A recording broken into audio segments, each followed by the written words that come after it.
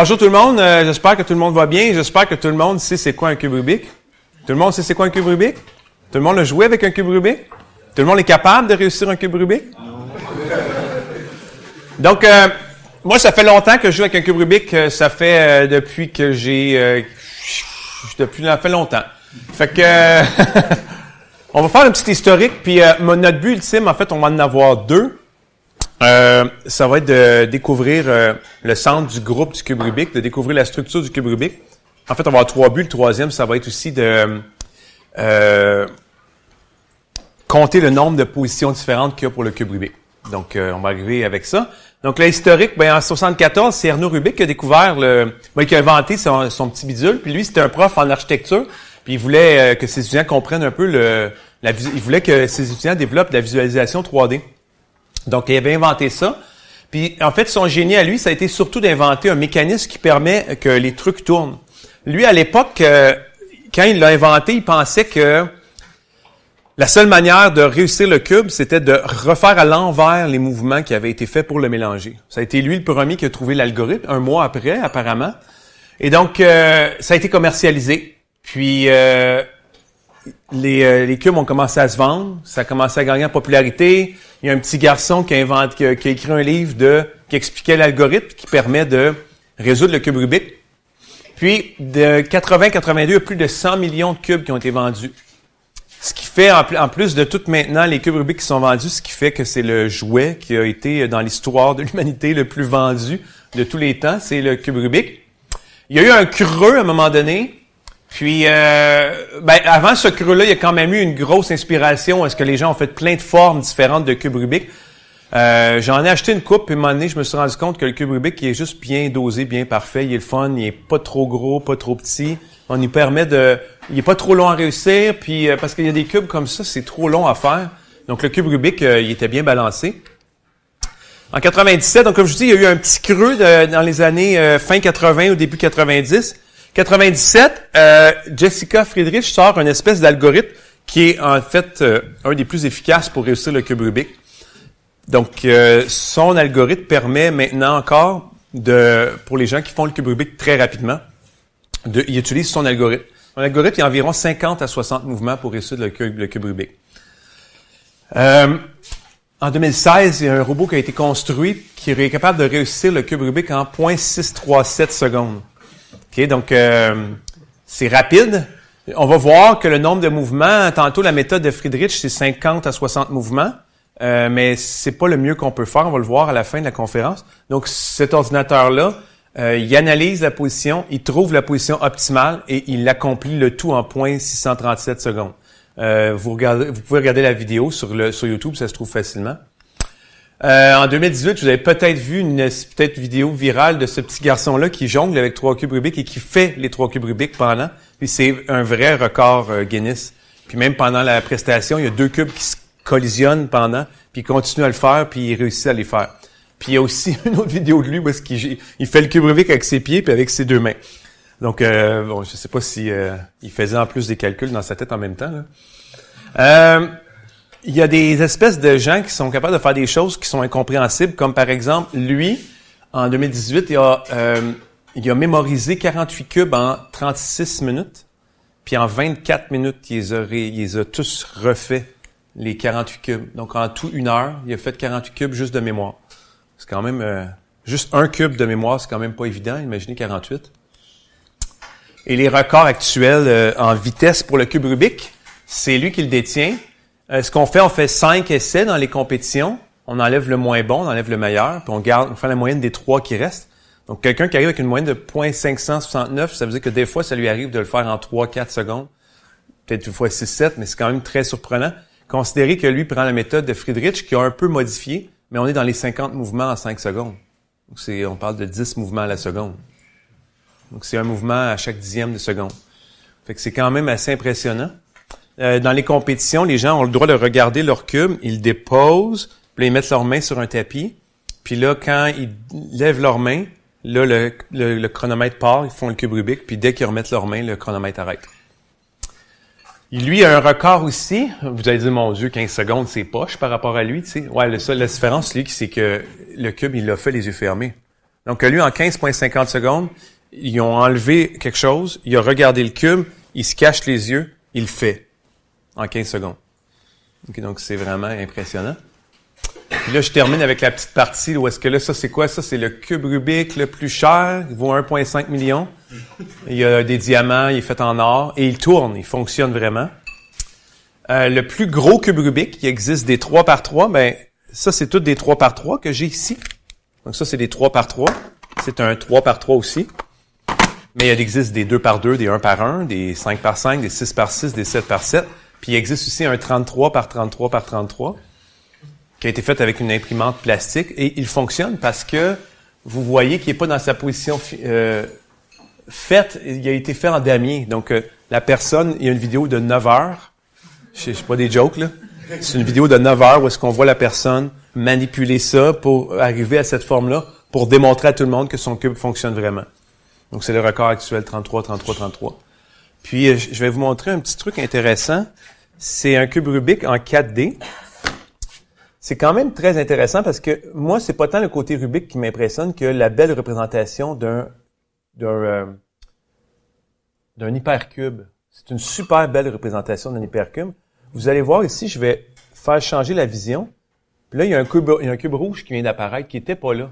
Puis en fait, c'est que c'est le cube, il y a un cube à l'extérieur qui est adjacent à toutes les faces. Donc, vous avez un cube là, vous avez 6 cubes qui sont adjacents ici, puis vous avez un 8e cube qui est en quelque sorte dans la 4e dimension et qui, lui, est adjacent à toutes les autres. Donc, c'est Rubik. Fait qu'on peut le brasser comme Rubik, puis ça l'utilise des mêmes algorithmes que le cube Rubik. J'ai déjà essayé de jouer avec ça. Je suis eu un peu mal à la tête, fait que j'ai arrêté. Mais c'est bon. Magic Cube 4D, vous pouvez trouver ça sur Google. C'est facile à trouver, puis c'est correct, là. Bon. Début de la théorie. Ce qui est important de comprendre, c'est que, première des choses, la théorie, souvent, ça fait mal. Fait que c'est un peu un instrument de torture, mais en fait, c'est pas tant que ça. C'est que, si on regarde comment un cube Rubik est fait, on peut le briser, le cube Rubik.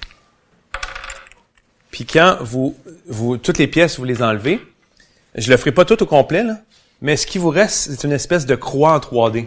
Donc, c'est une croix comme ça, puis c'est cette partie-là qui tourne. Donc, dans le fond, les centres ne bougent pas. Fait que là, nous, on veut travailler, on veut comprendre le cube Rubik, et en réalité, c'est simplement un casse-tête de permutation. Donc, on veut permuter des pièces, puis arriver à une position finie. Vu que maintenant, on va se donner le droit, dans une première partie, de juste bien comprendre qu'on a le droit de désassembler le cube pour le réassembler. Là, vous allez dire, oh, mais c'est cheap shot. Ouais, un instant, là, on va commencer par ça, puis après, on ira avec le groupe légal du cube Rubik. C'est donc, techniquement, je peux désassembler, puis je peux réassembler toutes les pièces ensemble. J'ai 2 types de pièces, par exemple. J'ai des pièces qui sont des arêtes, puis des pièces qui sont des coins. Je peux pas envoyer un coin sur une arête, ça c'est clair. Donc, les permutations se font sur les coins entre eux autres. Les 8 coins sont permutés entre eux quand on fait des mouvements. Puis, les 12 arêtes sont permutées entre elles lorsqu'on fait des permutations. Et, bien entendu, les centres bougent pas. OK? Donc, allons-y. On va regarder les groupes qui nous intéressent. Là, je vais juste leur ressembler parce que j'en ai besoin tantôt, peut-être. C'est pas grave. Mais il va être correct. Fait que c'est plus rapide de le désassembler que de décoller les collants. Décoller les collants, c'est long. Quand tu fais le cube en 5 secondes. Donc, première des choses, c'est qu'on va juste s'entendre. C'est un langage qui est commun là, pour les gens qui font du cube Rubik. Mais la lettre F représente un quart de tour dans le sens horaire de cette face-là qui est devant nous. B pour back, mais c'est tout le temps sens horaire. Mais quand on regarde, fait que si je prends mon cube, là vous avez la F qui est là, mais c'est F comme ça. Mais là, si je me retourne en arrière, le B, il va être comme ça. De votre point de vue, il a de l'air d'être anti-horaire, mais non, il est correct, il est horaire. Donc, quand on regarde les faces, on fait les tours dans le sens horaire. Donc, vous avez toutes les 6 représentations. Puis, en général, ceux qui ont déjà joué sur le cube Rubik, c'est la façon que ça marche quand vous avez des structures que vous voulez faire ou des formes que vous voulez faire. Vous faites juste suivre ce qui est écrit là.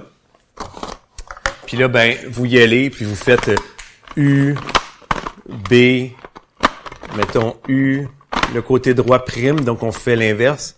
Je fais F. On va la faire au complet, ça va être le fun.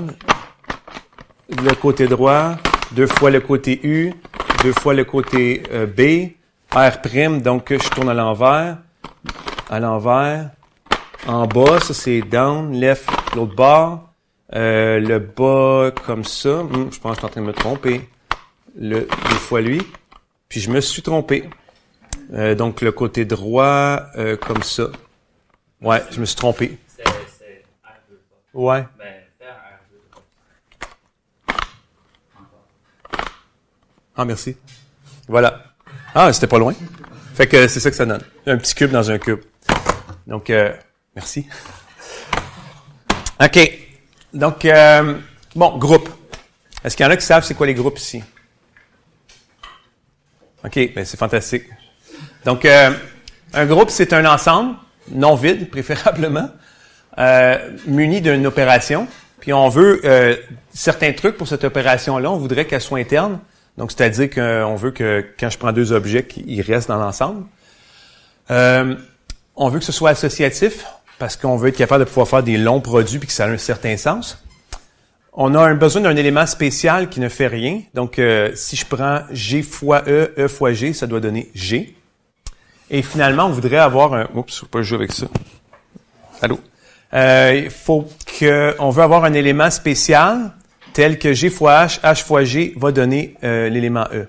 Donc, pour chaque G, on veut trouver un autre élément qui font que les deux ensemble vont donner le neutre. Classiquement, on note l'élément G-1, puis c'est ce qu'on appelle l'inverse. Des groupes, vous en connaissez déjà. Dans le fond, vous connaissez les réels avec l'addition. Ça fait tout ça. Vous avez aussi les réels sauf 0, munis de la multiplication. J'enlève le 0 parce que sinon, 0 serait pas, il n'y aurait pas d'inverse. On a aussi simplement les entiers avec l'addition. Puis on a aussi l'ensemble de toutes les matrices inversibles avec la multiplication. Donc clairement, vu que j'ai dit que c'était l'ensemble de toutes les matrices inversibles, on a des inverses. Puis on répond à toutes les propriétés qui m'intéressent. Là, par contre, il y a quelque chose que je vais avoir besoin qu'on regarde ensemble, c'est ce qu'on appelle le centre d'un groupe. On va s'intéresser souvent au sous-ensemble des éléments qui vont commuter avec tous les autres éléments du groupe. Il y en a un qui est tout le temps là, c'est l'identité. L'élément neutre, lui, va toujours commuter avec tout le monde. Mais est-ce qu'on a plus? Ben, si on regarde, le premier groupe qui est ici, ben là, c'est les réels. Vous savez qu'il est commutatif, mais c'est pas obligatoire d'être commutatif. Mais lui, donc, son centre, c'est l'ensemble de tous les éléments, parce que tous les éléments commutent entre eux. Pour lui, c'est la même chose, puis pour les entiers, c'est la même chose. Donc, vous avez le centre qui est carrément égal au groupe au complet. Pour l'ensemble des matrices, vous savez comme moi que toutes les matrices ne commutent pas entre elles, mais est-ce qu'il y a des matrices qui commutent avec tout le monde? Il y en a au moins une, qu'on sait, c'est l'identité. Est-ce qu'il y en a d'autres? Que d'autres matrices qui commutent avec n'importe quelle autre matrice? Est-ce qu'il y a d'autres matrices qui commutent avec toutes les autres matrices? Oui? Diagonale. Les matrices diagonales, mais ça prend encore un peu plus que ça. Qui est constante. Ouais, c'est ça. Donc, c'est les matrices scalaires. Fait que c'est des matrices de la forme K fois I. Donc, 1, 1, 1, 2, 2, 2, 3, 3, 3, pi, bon, tous ceux-là. Donc, c'est effectivement, ça, c'est le centre du groupe pour les matrices. Conjugaison, souvent quand on travaille avec des groupes, on va souvent avoir ce genre d'expression-là qui va apparaître. G-1, H, puis fois G. Puis l'idée ici, c'est la raison pourquoi j'en parle. J'en aurais pas parlé si j'en avais pas eu besoin, mais ce que je trouve fantastique, c'est que c'est une belle représentation de ce qu'on fait souvent avec les cubes Rubik. Avec les cubes Rubik, moi, je connais une formule qui permet de faire tourner ce coin-là de 2, puis ce coin-là de 1. Donc, je la connais, cette formule-là, je pourrais vous la faire, elle fonctionne. Le problème, c'est que des fois, moi, ce serait plutôt lui et lui que je voudrais qu'il fasse ça. Fait que là, je fais quoi? Ma formule, je la connais pas, mais elle fait juste ces deux-là. Fait que l'idée, moi, c'est ces deux coins-là qui m'intéressent. Pas ces deux-là, ces deux-là. Parce que je fais d'abord un tour pour amener le coin qui est ici à l'endroit qui m'intéresse. Je fais ma formule au complet qui flippe, donc elle va flipper ces deux-là. Et ensuite, je redéfais la formule ici. Puis là, au miracle, je me retrouve avec ce que j'ai fait. Et ça, c'est une belle façon d'utiliser une expression comme la conjugaison en faisant simplement, il appelle ça ici en anglais un setup move. On place les morceaux où est-ce qu'on veut. On fait la séquence de mouvements qu'on connaît, puis on revient où est-ce qu'on était. On est capable d'aller toucher au cube qui nous intéresse. Là, nous, quand on va travailler avec le cube Rubik, ce qui va arriver, c'est que quand je vais tourner mon cube Rubik, les pièces vont être changées, vont être permutées, mais l'orientation va être bougée aussi. Comme ici, le cube Rubik, comme il était là ici, les pièces n'ont pas changé de position, ils ont seulement tourné. Ils n'ont pas été changés. Fait qu'ici, c'est seulement l'orientation. Puis pour l'orientation, j'ai deux types d'orientation. Soit j'oriente mes arêtes, et mes arêtes, soit est correct, pas correct, mettons. Puis mes coins, lui, j'ai trois possibilités. Fait qu'on va commencer d'abord avec Z2. Z2, c'est simplement l'ensemble 0 et 1. Voyez-le comme pair impair dans votre tête. Fait qu'en réalité, un pair avec un pair, ça fait pair. Donc, pair plus pair, ça donne pair. Pair plus impair, ça donne impair. Fait que vous avez le tableau de l'addition. Puis ça répond à toutes nos propriétés de c'est quoi un groupe. Donc, on a tout ce qu'on veut. Et dans le fond, ici, 1 plus 1, un impair avec un impair, ça donne bel et bien un pair. Donc, 1 plus 1 donne 0. Donc, 1, c'est son propre inverse. 0, c'est mon neutre. Donc, tout va bien, la vie est belle. Et de façon plus concrète, quand je vais travailler avec le cube Rubik, ben si on voit ici, j'ai mes cubes ici n'ont pas bougé, mais ils ont été permutés. Leur orientation a été bougée. Donc, ici, j'ai une orientation de 1. Ici, j'ai une orientation de 1. Puis toutes les autres ont des orientations de 0. Z3, ben maintenant, je fais la même chose, mais avec 0, 1, 2. Puis là, maintenant, c'est juste qu'un coin peut avoir 3 positions différentes. OK? Donc, là, le tableau ici, c'est simplement, on travaille avec des modulo 3. Donc, quand vous arrivez avec des multiples de 3, donc par exemple, ici, vous allez voir 0 plus 1, ça c'est correct. 1 plus 1, ça donne 2. Mais ici, si je fais 2 plus 1, ça donne 3. Puis nous, on va travailler avec les multiples de 3, on va les mettre égal à 0. Donc ici, mon multiple de 3, ça donne 0. Et 2 plus 2, ça donne bien 1. Fait qu'en fait, si vous tournez de 2 tours, puis encore de 2 tours, au final, vous allez avoir tourné de un seul tour pour ce coin-là, si on regarde juste ce coin-là. Donc ici, ce coin-là a fait une rotation, il a été tourné de seulement 1 par rapport à la position initiale. Ici, il a été tourné de 2, puis là, ben, les autres ont été tournés de 0. Là, avant que je continue, il faudra qu'on fasse un travail ensemble, parce qu'on en aura besoin pour plus tard. Pour les orientations, vous avez votre cube. J'ai 8 coins. On est d'accord? J'ai 8 coins. J'ai une face blanche ici, puis j'ai une face jaune ici. Okay, je vais les laisser en haut, en bas, c'est juste plus visuel encore. Chacun des coins a soit un blanc, soit un jaune sur lui. Donc, lui, il a un blanc, lui, un jaune. Puis peu importe comment je vais brasser, chacun des coins a soit un jaune. Je peux pas avoir un jaune et un blanc sur le même coin. Impossible parce qu'ils sont face à face. Maintenant, comment je fais en brassant mon cube pour regarder l'orientation d'un coin? Pas évident, là. C'est quoi l'orientation de lui? Je sais pas, c'est quoi, là? Mais la clé, c'est quoi? C'est que chaque coin a une face jaune ou blanche. Lui a une face jaune. Elle est là, sa face jaune. Ben, on va faire mentalement comme mes blancs sont là, mes jaunes sont là. Qu'est-ce qu'il a fallu qu'on tourne pour se rendre le jaune ici? Donc, si le jaune avait été en haut, on a tourné de 1 pour se rendre ici. Tout le monde voit bien? Si on prend le cube ailleurs, mettons, je peux le brasser n'importe où, là, mon jaune est rendu en haut. Celui-là, son orientation à lui, c'est quoi? C'est 0 parce que sa face jaune est du bon bord. Si je fais ça comme ça, attendez, lui, son orientation à lui, c'est quoi son orientation? C'est aussi 0. Les blancs et les jaunes, c'est comme si mentalement on faisait comme s'ils étaient identiques. Lui, c'est un blanc, puis il est sur la bonne face. Fait qu'ici, j'ai la bonne orientation. Le jaune qui est ici, il y a une orientation de 1 par rapport au blanc qui est là. Donc, le jaune aurait dû être ici. Il a été tourné de 1. Ce jaune-là, il a encore tourné de 1. Le jaune ici, son jaune, il aurait dû être là. Il a été tourné de 1, de 2. Donc, il y a eu une rotation de 2, celui-là. Donc, c'est comme ça qu'on va fonctionner avec les orientations. Donc, on s'inspire de blanc-jaune. Chaque coin, il y a une face. Puis, on compte le nombre de fois avant que soit le jaune est là, soit le blanc. Combien il a fallu tourner pour qu'il arrive à la bonne position. Permutation. Là, je vais essayer qu'on y aille quand même correct, là, parce que c'est le bout important. Donc, l'ensemble des permutations, en réalité, je vais y aller avec la définition ici, S4. C'est rien d'autre que l'ensemble de toutes les fonctions de 1, 2, 3, 4 à 1, 2, 3, 4, mais je veux des bijections. En réalité, je prends un exemple ici, f de 1 égale 3, f de 2 égale à 1, f de 3 égale 2, puis f de 4 égale 4. On dit que c'est une permutation parce que les chiffres 1, 2, 3, 4 qui sont là sont rendus 4 autres différents, mais je peux pas avoir 2 fois le même parce que ce serait plus une bijection. Donc, ça permute les nombres 1, 2, 3, 4 vers des nouveaux nombres. Souvent, on les écrit dans des tableaux comme ça. Donc, f de 1 donne 3, f de 2 donne 1, f de 3 donne 2, puis f de 4 donne 4. Et comme pour une fonction, si je l'applique à un nombre, 2, ben f de 2 donne 1. C'est comme ça. Mais classiquement, dans les livres, c'est plutôt comme ça qu'on les écrit. Puis ça, c'est ça que ça veut dire. Donc ici, f de 1 donne 3, f de 3 donne 2, puis f de 2 donne 1. On appelle ça des cycles. Et de la même façon qu'une fonction, quand vous faites une fonction puis vous l'appliquez à un nombre, ben vous avez la réponse que vous obtenez qui ici est 1. Donc le cube Rubik, juste pour s'aider, on nomme des chiffres à tous les coins. Donc 1, 2, 3, 4, 5, 6, 7, 8, c'est complètement arbitraire. Le 6 est caché en arrière. C'est complètement arbitraire, ça n'a pas d'importance, mais en autant qu'on en a un. Là.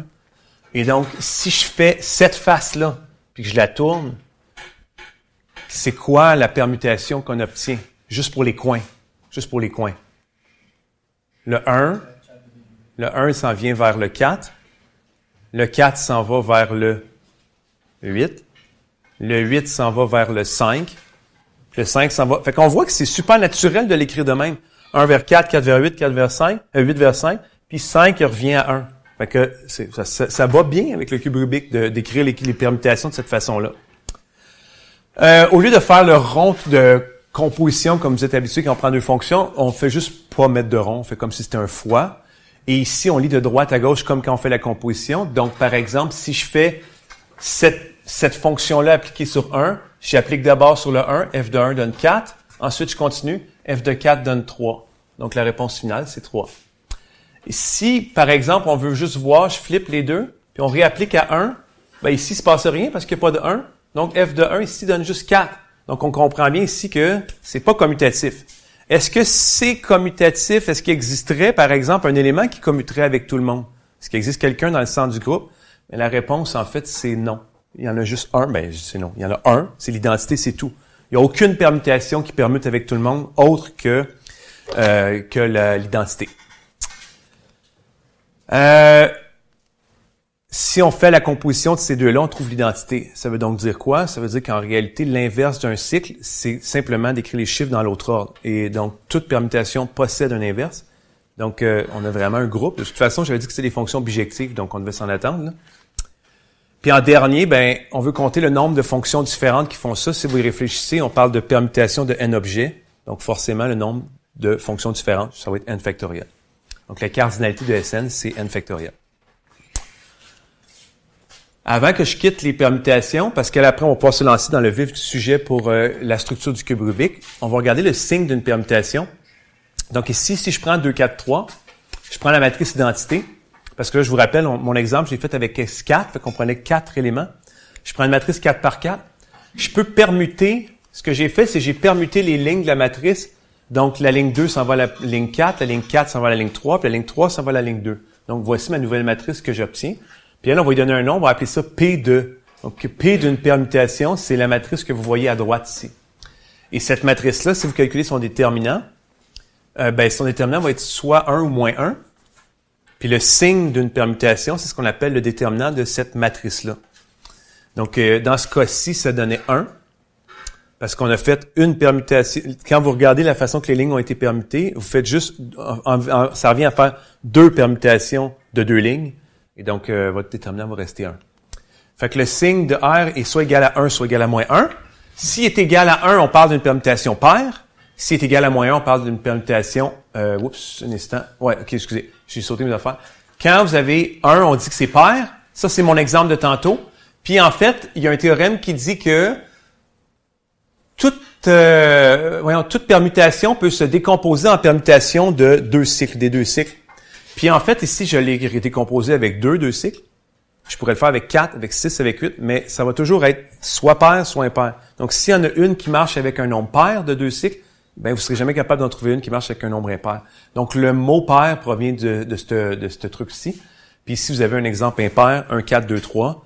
Vous avez ici 3, 2 cycles. Donc, cette permutation est impaire. Puis, en terminant, toute permutation paire peut s'écrire comme un produit de 3 cycles. On va le voir tantôt, vous allez voir pourquoi. Et je termine sur un dernier petit truc. Cette petite matrice-là est très pratique pour quelque chose de bien le fun.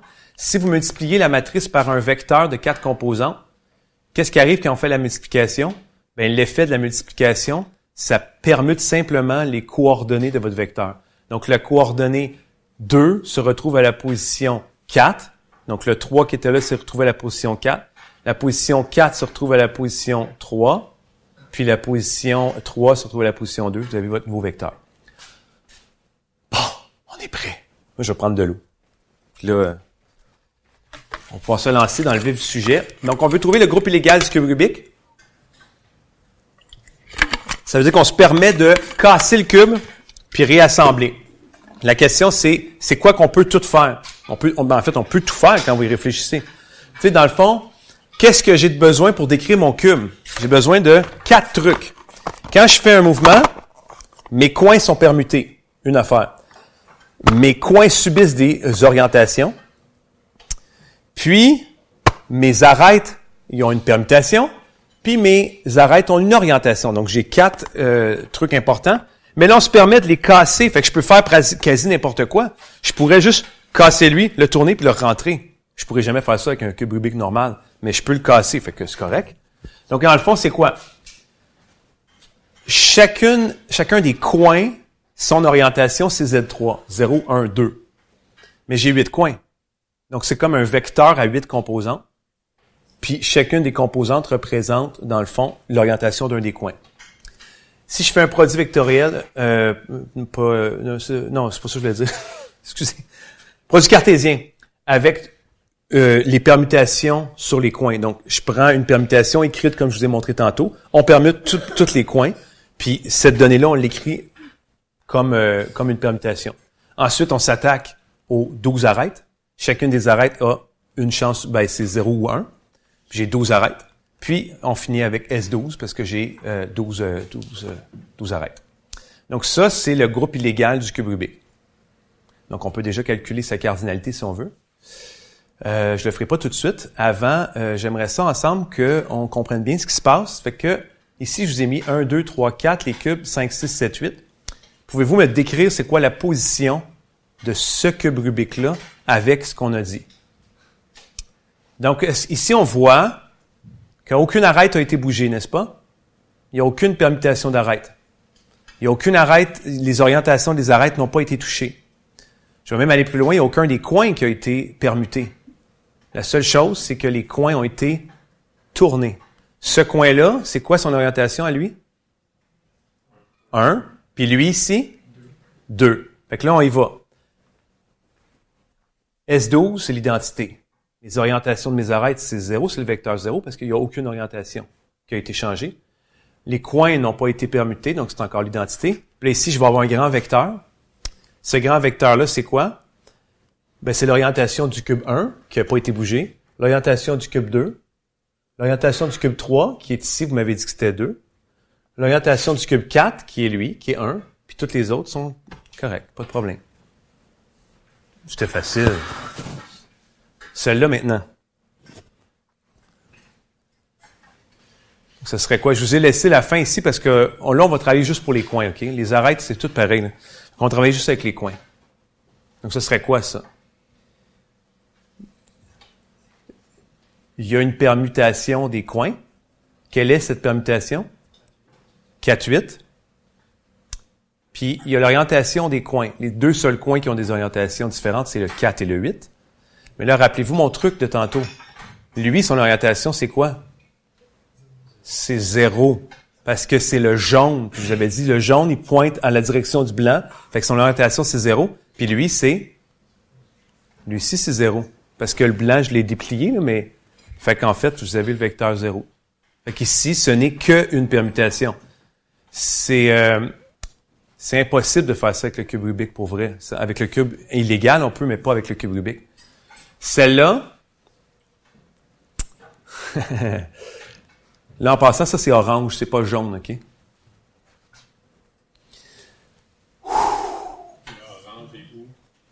Le orange, sa face est là.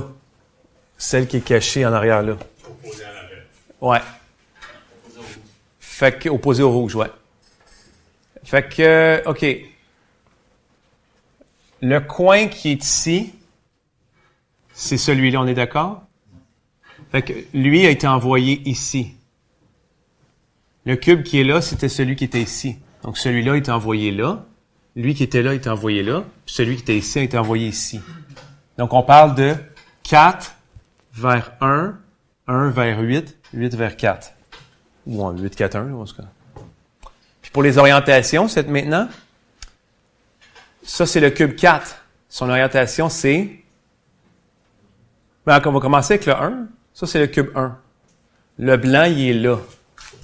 Fait qu'il faut tourner le blanc 1, 2. Donc, le cube 1 a une orientation 2. 2, 3, 4. Le cube 4 a une orientation de 2 aussi. 2, 3, 4. Le cube 8 qui est ici, lui, c'est blanc qui est là. Donc, lui, il a été tourné de 1 pour que le blanc arrive à la bonne place. Donc, ça me donne une orientation de 1. Donc, la cardinalité, c'est ça. Quand vous calculez la cardinalité, c'est ça. C'est trop gros. C'est trop gros, mais c'est combien de fois trop gros? En fait, la question qu'on pourrait se poser, c'est si vous désassemblez le cube Rubik, puis vous le réassemblez, c'est quoi la chance que votre cube Rubik puisse se faire normalement? Mais pour le savoir, quand on va retrouver l'autre groupe, on va être capable de répondre à cette question-là en comparant avec celui-là. Donc, l'opération qu'on va faire, on aimerait ça faire une opération sur le cube Rubik. Donc, ici, l'idée, c'est, parce que je vous ai parlé de groupe tantôt, il faut bien faire une opération. Donc, j'aimerais ça prendre un vecteur, puis faire un fois avec un autre vecteur, puis avoir quelque chose à la fin. Comment on va faire? Ben ici, vous avez une position d'un cube Rubik, où est-ce qu'il y a juste un cube qui a été tourné, rien d'autre changé. Ici, j'ai pris un autre cube, où est-ce que j'ai pris la même position, mais ici, ça a été tourné de 2 à la place. Donc, au final, la façon de le voir, c'est comme si vous faites tout ça dans le cube Rubik, puis après, vous continuez à faire cette manipulation-là du cube Rubik. Ben, si on les cumule, ben, au final, il se passe quoi? Rien. Lui était tourné de 1, lui de 2. Au final, on obtient. Fait qu'en fait, ici, ben, ça me laisse penser que c'est peut-être juste faire l'addition. 1 plus 2, ça donne 0. Probablement ça qu'il faudrait faire. Là, j'en prends une un peu plus compliquée. Je prends cette position-là où est-ce que là, il y a une permutation, puis il y a 2 orientations qui sont faites. Là, vous allez trouver ça niaiseux, mais là, ici, j'ai mis l'identité. Ça, c'est vraiment la vraie identité du cube Rubik. Donc, techniquement, il ne va rien se passer. Si on est d'accord là-dessus, ça reste la même chose. Mais moi, j'aimerais attirer votre attention sur ce cube-là. Ce cube-là, c'est le cube numéro 4. Donc, on fait ça, puis après, une fois qu'on a fait quelque chose ici, on continue à faire ce que lui fait ici. Donc, l'effet de ce cube-là, on l'applique sur l'état de celui-là. Lui, c'est le cube tout fait. Il est déjà tout beau, c'est correct. Mais l'important, c'est le cube 4 qui est là provient du cube 3 parce que c'est une permutation 3-4. Donc, lui était initialement à la position 3 puis il est arrivé à la position 4. La position 3, c'est lui. Donc, celui-là, il n'y avait rien. Il était tout beau. Puis là, on applique puis on arrive ici. Maintenant, mettons que... Puis on arrive au final avec ce cube-là. Donc, c'est lui qui subit un effet. Donc, si on refait avec une position différente ici, là, ici, c'est presque le cube tout fait, mais il y a un petit flip, je l'ai flippé de 2. Donc, le blanc a été tourné de 2 ici. Sinon, tout le reste est pareil. Il n'y a rien qui a été changé. Là, si on le fait, la réponse finale, c'est ça que ça me donne. Donc, j'applique celui-là sur celui-là, puis on obtient ceci. Si vous regardez la configuration finale de celui-là, ça vous donne ça. C'est plate parce que ça avait l'air de bien marcher, mon addition de vecteurs tantôt. Là, ça ne marchera pas. 2 plus 2, ça donne pas 2. Ça donne 1. 1 plus 0, ça donne pas 0. C'est quoi le problème? Oui? En fait, j'ai une question par rapport à la dernière que vous aviez présentée. On n'obtenait pas le résultat final, mais le même vecteur à la fin. Ouais. Ah, Colin, je pensais que je t'avais réglé. Tu as raison, excuse-moi. J'avais vu cette erreur-là la dernière fois que je donnais la présentation. C'est un 1 qui va là? Ouais, je vais, après 3 fois, je vais la modifier. Merci. Fait qu'en fait, l'idée ici, regardez bien. Ce qu'on va faire, c'est qu'en réalité, là, ce cube-là, c'est lui qui subit, donc lui qui est déjà, lui, son orientation à lui, c'est une orientation 2. Puis ensuite, on le tourne, on le flippe, puis on le tourne une fois de plus. Donc au final, lui était à 2, lui était à 1, il finit à 0. C'est logique. Mais c'est le cube 3. Fait qu'en fait, faut que je me dise, le cube 4 va appliquer un 1 au cube 3 de la position précédente. Fait que c'est au cube 3 de la position précédente qu'on doit appliquer pour donner la position finale. Et de la même façon, pour le cube 4, pour le cube 3 qui est ici, qui provient du cube 4 vers lui, ben c'est dans ce sens-là qu'il faut faire l'addition. Fait qu'en fait, ce qu'il faut faire, il faut simplement prendre la permutation qui est là et permuter les coordonnées ici pour faire fitter notre addition. C'est la seule chose. Pour les permutations ici, il suffit de les cumuler comme des permutations ordinaires. On fait L, cumuler avec L, puis ça nous donne ça. Comme on l'a fait tantôt, c'est des compositions. Fait que si on regarde, mettons, une autre structure, si vous regardez ici, j'en ai pris deux autres. Je le ferai pas tout au long, mais j'ai pris la même que tantôt, puis j'en ai pris une autre plus compliquée. Ben ici, il faut que je prenne le 3-4. Ben premièrement, on fait le 3-4 suivi du 4-8. Ça me donne 3-4-4-8, qui fusionnent ensemble donne 3-4-8. Et on fait le 3-4 appliqué sur lui. Donc, on flippe les coordonnées, puis là, on additionne en suivant le rouge et le bleu. Mais, on avait vu ça tantôt. On a vu une façon intelligente de permuter des vecteurs. Et donc, l'idée, c'est quoi? Si vous avez deux positions du cube Rubik, puis vous les cumulez ensemble, qu'est-ce qu'on fait? Ben, on fait simplement R2 fois R1, la composition des deux permutations. S2 fois S1, ça c'est correct. Puis là, on aura envie de faire V2 plus V1, puis on aura envie de faire W2 plus W1. Mais tantôt, ce que je vous ai dit, ce qu'on va faire, c'est qu'on va prendre la permutation du coin, puis on va permuter les composantes de ce vecteur-là avec... Donc, je recule ici. Ce qu'on a fait, c'est que j'ai pris la permutation de lui et que j'applique sur les coordonnées de l'autre. Donc, ici, je prends la permutation de celui-là que j'applique sur le V1 de l'autre. Donc, ça fait quoi? Ça fait la matrice associée, comme je vous ai montré tantôt, avec des 0, des 1, avec les colonnes, les lignes permutées. Donc, ça permute les coordonnées de V1. Puis de la même façon, ici, on fait la même chose pour les arêtes. Ça me donne la structure de groupe. Ça marche. On peut faire des opérations avec ça. Et là, on est maintenant prêt à se rendre à la vraie structure qui m'intéresse. Là, on peut juste tourner comme ça. C'est ça qui m'intéresse. Puis en fait, le théorème, je ne vais pas spoiler ça plus longtemps.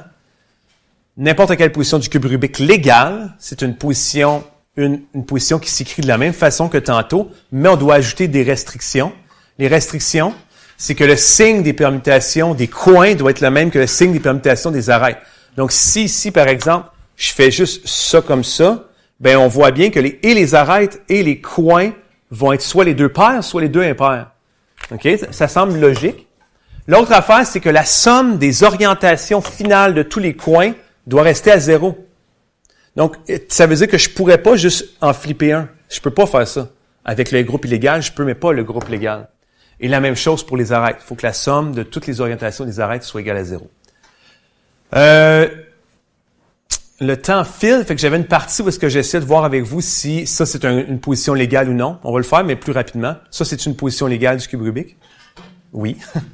Ça, c'est une position légale du cube Rubik? Non. Ça, c'est une position légale du cube Rubik? La réponse est non, parce que j'ai une orientation de 1. C'est impossible.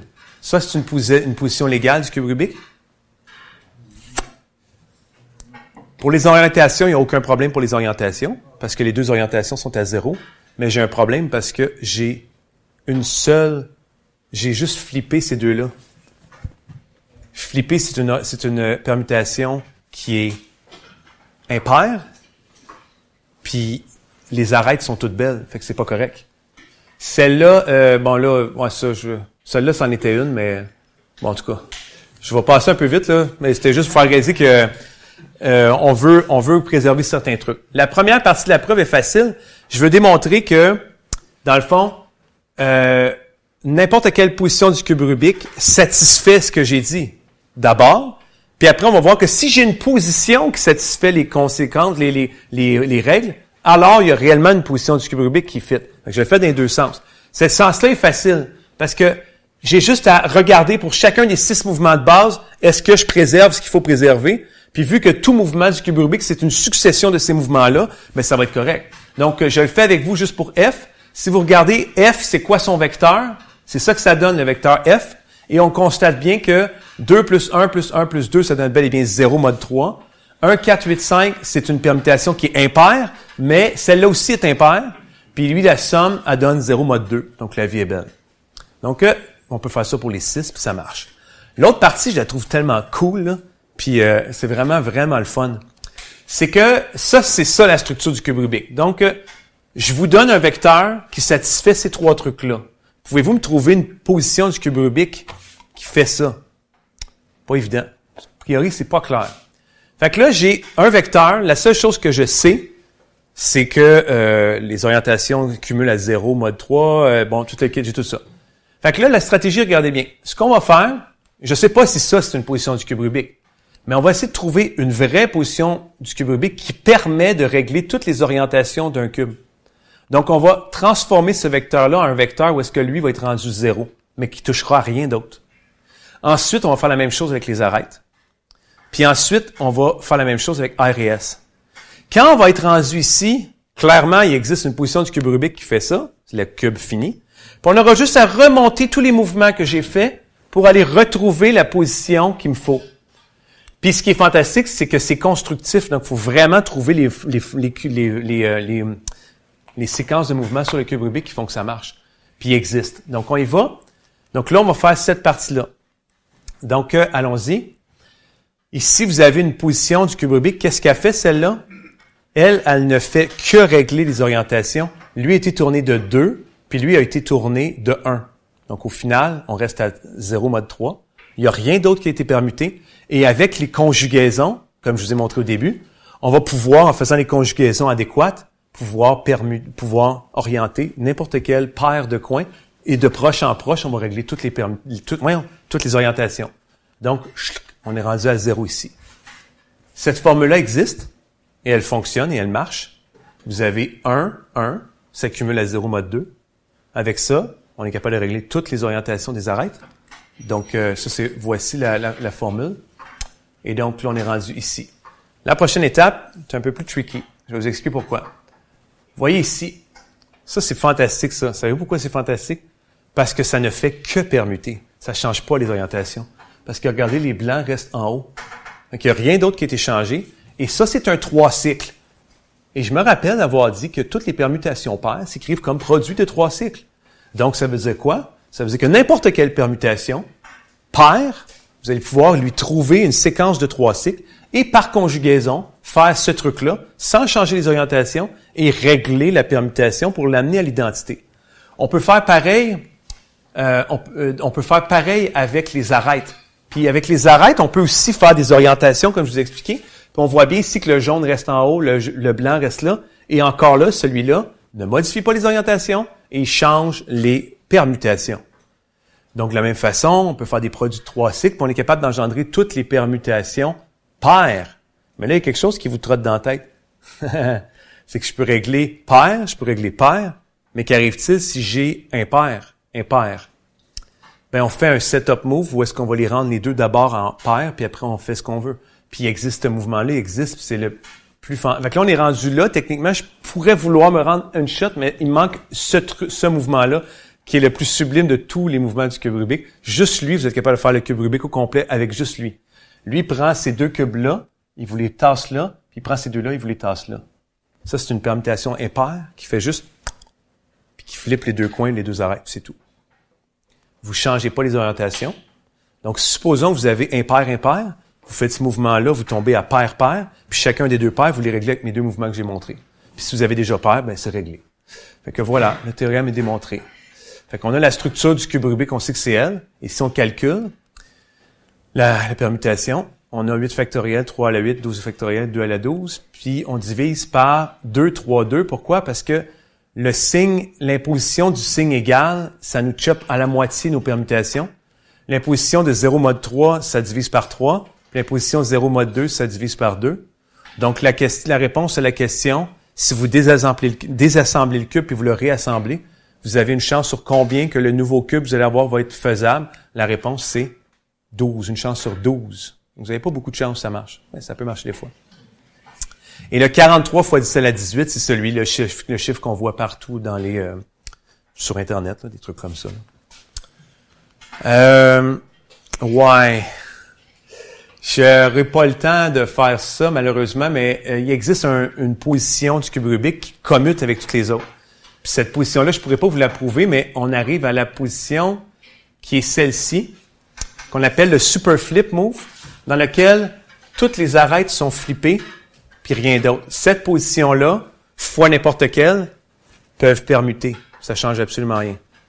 Puis cette permutation-là, là, quelque chose de spécial, c'est qu'il y en a peut-être qui connaissent le nombre de Dieu. Le nombre de Dieu, c'est quoi le nombre de coups dans la pire des positions du cube Rubik? Puis ça a été réglé en 2010, de la même façon que le théorème des 4 couleurs a été réglé. C'est-à-dire en passant pratiquement à travers toutes les positions, puis trouver un algorithme pour résoudre en moins 20. Et en fait, c'est 20 ou moins. Puis ici, vous avez la progression en date de toutes les bornes inférieures et supérieures du nombre de Dieu. Puis on est arrivé en 2010, 20 et 20. Donc, on sait que dans la pire des positions, vous pouvez pas faire pire que 20 mouvements. Donc, quand vous brassez le cube Rubik, après 20 mouvements, ça vous techniquement servira à rien de continuer. Vous êtes déjà dans la pire des positions. Et la pire, c'est le super flip move. Mais la pire, il y en a plusieurs, mais lui est exactement à 20 mouvements de l'origine. Il y a quelque chose qui me surprend, c'est que ça ici, c'est 20 coups pour le 3 par 3 par 3. Puis vous avez ça comme nombre de possibilités. Puis pour le 2 par 2 par 2, c'est 11 mouvements, mais regardez le nombre de possibilités du 11. Si c'est un nombre qui se dit, là, 3 millions, lui, je sais pas que c'est. Pourtant, on n'est pas il n'y a pas un facteur 2 entre les deux, là. Puis, crime, 11, là. Comme. Je vais terminer avec une déception d'enfance, j'ai le temps, il me reste 45 secondes. C'est que moi, quand j'étais dans ma phase de Rubik folle, là, j'ai commencé à mettre des images sur mes cubes Rubik. Puis là, en brassant mon cube Rubik, je me suis aperçu d'un problème, c'est que même si les centres bougent pas,